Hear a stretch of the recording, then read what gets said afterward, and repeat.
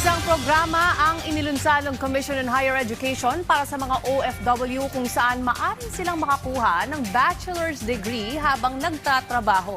Ang detalye sa ulat ni Sheila Natividad. Sheila? Magandang balita para sa mga kababayan nating overseas Filipino workers. Inilunsad kasi ngayong hapon ng Commission on Higher Education ang ETF National Registration and Onboarding at Online Enlistment System para sa mga OFWs kung saan mas magiging accessible ang edukasyon. Sa Expanded Tertiary Education Equivalency and Accreditation Program o yung ETAP na tinatawag, may oportunidad para sa OFWs na makakuha ng bachelor's degree habang sila ay nagtatrabaho.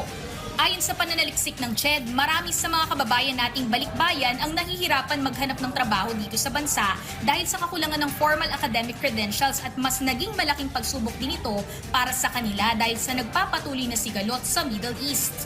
Sa ilalim na rin ng direktiba ni Pangulong Ferdinand R. Marcos Jr., prioridad na maisulong ang edukasyon para sa lahat at ang tuloy-tuloy na suporta sa mga OFWs.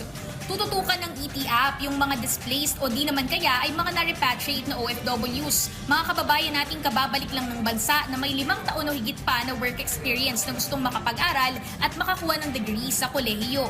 Para naman maging accessible ito sa buong bansa, magsiset up ang pamahalaan ng enlistment kiosk sa mga state university, colleges at private higher education institutions kung saan pwedeng mag-register sa ETAP on-site, kasama na ang pre-assessment at iba pang advising services.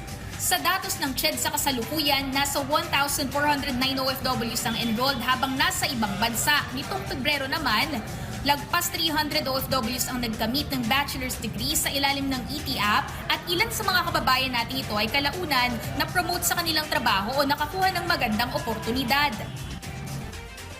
Marami sa ating mga kababayan ang nagpahayag ng interes sa alternative higher education pathways katulad nga nitong ETAP ayon sa survey na isinagawa ng CHED. Kaya naman patuloy ang pagsusulong ng pamahalaan para sa #EducationForAll. At yan muna ang ulat mula rito sa De La Salle College of St. Benilde. Balik muna sa inyo sa studio. Maraming salamat, Sheila Natividad.